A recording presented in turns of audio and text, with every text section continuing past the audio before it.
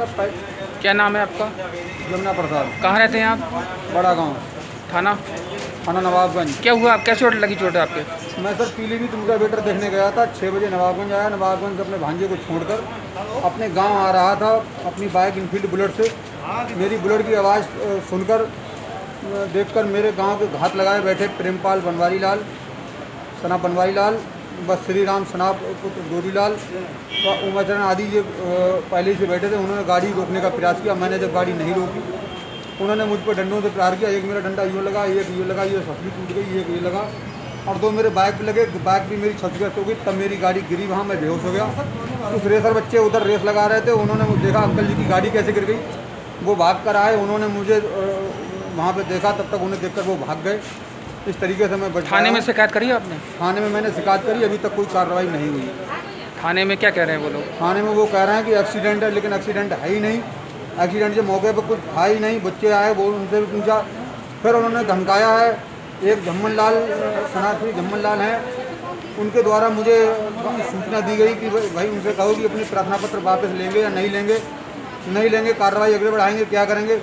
तो मैंने कहा मैं अपना प्रार्थना पत्र वापस नहीं लूँगा, मैं कार्रवाई अगले ही बढ़ाते रहूँगा। फिर मैं आज एसएसपी से मिला हूँ, एसएसपी को मैंने ज्ञापन दिया। उसके बाद में फिर भी कोई कार्रवाई अभी तक क्या नहीं। चाहते हैं आप? मैं कार्रवाई चाह रहा हूँ, विरुद्धों के खिलाफ कार्रवाई चाह रहा हूँ।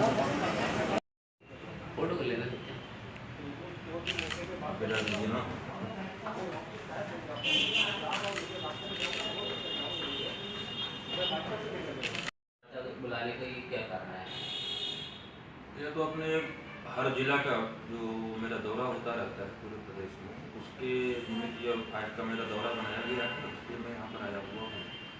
और आप लोगों को बुलाने का जो अभिप्राय है इसलिए है कि इस समय प्रदेश की स्थितियों को आप देख रहे हैं कि पूरे प्रदेश रसातल में जा रहा है योगी सरकार के नेतृत्व में। तो यह उसी के कारण आप लोगों को मैंने बुलाया कि आप लोगों से अपनी बातों को पूरे प्रदेश की जनता को, गरीबों की जनता को बता सकें। इस समय जो सबसे गंभीर मुद्दा चल रहा है वो हाथरस का और किसानों का, तो आपकी पार्टी का क्या रुख है इस पूरे मसले पर? देखिए, इस समय जो भी मुद्दा चल रहा है, सब मुद्दा अपने आप में बहुत विकराल रूप लेके चल रहा है। आज यह हाथरस का मामला है। यह हाथरस ही नहीं, पूरे उत्तर प्रदेश में बहन बेटियां और बहुएं सुरक्षित नहीं है। क्योंकि जो कि ये लोग बेटी बचाओ बेटी पढ़ाओ का नारा देते हैं, सिर्फ ढोंग करने का काम करते हैं। ढोंग का यह रहा कि आज धरातल उतर कर देखे तो उत्तर प्रदेश का कोई ऐसी ग्राम पंचायत नहीं है जहां पर कि हमारे बहु बेटियों के साथ कुकृत्य और जघन्य अपराध न किए जाते रहे हों। रही बात किसानों की, तो पिछले 70 सालों में किसान जितना अब पीड़ित है, इससे ज्यादा कभी पीड़ित नहीं रहा है। बिना किसान से पूछे ये सिगुफा छोड़ते हैं, सिगुफा के अलावा कुछ नहीं छोड़ते हैं। क्या सिगुफा होता है कि किसान की आय 2 गुना कर देंगे। कब करेंगे? 2014 में जो सरकार बनी थी तो 19 तक 2 गुना कर रहे थे लोग। उस समय भी नहीं बताया कि सरकार की वर्तमान आय कितनी है। फिर आप देखें कि 2014 से लेकर 19 में आ गए। 19 में आए 22 चिल्ला रहे थे। 22 के बाद एकाएक बिना सरकार से पूछे पता नहीं ऐसी क्या समस्या इनके सामने आ गई कि अध्यादेश ला दिया गया। अध्यादेश उस परिस्थिति में लाया जाता है जिसको लाना अति आवश्यक हो, नहीं तो चर्चा होता है। अगर एक भी लोकसभा राज्यसभा के अंदर सदस्य वो उस पर विरोध करता है तो उस पर परिचर्चा होती है, लेकिन वो भी नहीं किए। न ये सरकार के हित ऐसी है, न ये बहन बेटियों के हित ऐसी है, न ये युवाओं के हित ऐसी है, न ही यह हिंदुस्तान के हित ऐसी है, न उत्तर प्रदेश के हित ऐसी है। पूरे देश और प्रदेश के हित ऐसी नहीं है सर। ये जो कृषि कानून 3 जो पास किए सरकार ने, आप लोगों को किस तरह से किसान विरोधी लग रहे हैं? क्योंकि सरकार कह रही है ये वो किसानों के हित में लेकर के आई है। बिल्कुल, मैं सरकार से कह रहा हूं कि किस स्तर से उनके हित में लग रही है। पहले तो ये था, पहले मैं थोड़ा सा आपको पूरा इस पर प्रकाश डालना चाहूंगा। 3 बिल है इनके पास। इनका यह है कि पहले तो कंट्रैक्ट खेती अगर हो जाती है तो किसान को कितनी समस्या होती है, यह मतलब जो बैठे हुए हैं व्यापारी, इनको समझ में नहीं आता है। कंट्रैक्ट खेती होने से यह होगा कि सिर्फ वॉलमार्ट और अडानी, इन 2 को ज्यादा बेनिफिट होगा। जो ये बोल रहे हैं कि विदेश में कहीं भी आप माल को ले जा सकते हैं। इससे पहले कभी रोक भी नहीं था कि किसान अपने सामान को बरेली से उठाकर लखनऊ न ले जाकर बेचे। इनके ही संस्थाओं का सर्वे है 2015-16 का कि 86% किसान हमारे यहाँ 2 एकड़ से 5 एकड़ तक में है, जो कि सभी लोग मैक्सिमम 2 एकड़ की खेती। तो आप लोग बताइए कि 2 एकड़ से जो उपज होती है, क्या उसको उठाकर किसान यहाँ से ले जाकर दूसरे प्रदेश में बेच सकता है? नहीं बेच सकता है। जब इनका अध्यादेश नहीं था तब भी तो आपकी सब्जी जाती थी कहाँ पर? आजादपुर सब्जी मंडी में। कॉन्ट्रैक्ट खेती में आप एक एग्रीमेंट कर लेंगे जो कि मोटा एग्रीमेंट होगा, कि किसान को समझ में नहीं आएगा, उस पर आप हस्ताक्षर कर दीजिए।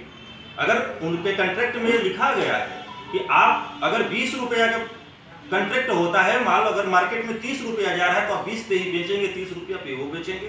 दूसरा इनका है भंडारण का। पहले भंडारण पे रोक था, अब ये भंडारण को अनलिमिटेड कर दिए। कितना भी आप कर लीजिए, जरूरी वस्तुओं का भंडारण, उस पर कोई रोक नहीं है उनको। या किसान तो भंडारण करता नहीं है, यहाँ बैठे हुए सभी आप लोग भी किसान परिवार से ही हैं, आपको भी पता है कि भंडारण अगर वो करते हैं तो दिक्कत किसको होनी है? किसान को होनी है। तो आप ये बताइए कहाँ से इनके कहे अनुसार किसान को फायदा है? मंडी, आप माल मंडी में बेचिए या बाहर में बेचिए, उससे दिक्कत है। तो अब इस पर मैं एक चीज बता दूं आपको, समता कुमार की रिपोर्ट आई थी 2018 में। उस रिपोर्ट में कहा गया था कि अगर एफसीआई मंडियों से माल खरीदना बंद कर दे तो 80,000 से लेके 1 लाख करोड़ तक सरकार को फायदा होगा। समता कुमार की रिपोर्ट को ये मान लिए, लेकिन किसान की जो डिमांड है उसको ये नहीं मान सकते। अगर बाहर मंडी में किसान बेचता है तो आपको ये बोले जहां फायदा हो वहां दीजिए, लेकिन मंडी वाला रोक लगा देगा तो मजबूरी है हमारी बाहर बेचना, तो बाहर से कहां फायदा है? अब मंडी खत्म कर ही देंगे, बोल रहे खत्म नहीं होगा। टैक्स ज्यादा है तो टैक्स आप कम कर दीजिए ना, टैक्स विदेश में नहीं लगाया है ना, टैक्स तो आप ही सरकार लगा रही है, टैक्स कम कर दीजिए, किसान को फायदा दे दीजिए। या सुनिश्चित कर दीजिए कि जो भी हमारे एमएसपी से, न्यूनतम समर्थन मूल्य से नीचे दाम पे जो खरीदता है वह कानूनी कार्रवाई का हकदार है। देखिए 2022 में चुनाव है उत्तर प्रदेश में, और जैसा कि आप भी जानते हैं कि उत्तर प्रदेश में आपकी पार्टी का उतना प्रभाव नहीं, तो क्या आपकी रणनीति रहेगी चुनाव के लिए? देखिए हम राजनीतिक पार्टी हैं तो हमेशा यही कहकर चलें कि नहीं हम अपना चुनाव में हिस्सेदारी करेंगे, लेकिन हमारी पार्टी जो है एक दूसरे तरीके से चलाई जाती है। इस पर हमारी जो राष्ट्रीय अध्यक्षा ममता बनर्जी जी हैं, अगर वो कहती हैं कि नहीं आपको पूरा लड़ाना है तो हम पूरा लड़ाने के लिए भी तैयार हैं। अगर कहती हैं गठबंधन के साथ रहना है, गठबंधन का हिस्सा बन के रहना है, तो उसके लिए भी हम तैयार हैं। यह तो राजनीति है, इसमें कोई आखिरी शब्द नहीं होते। ठीक, धन्यवाद।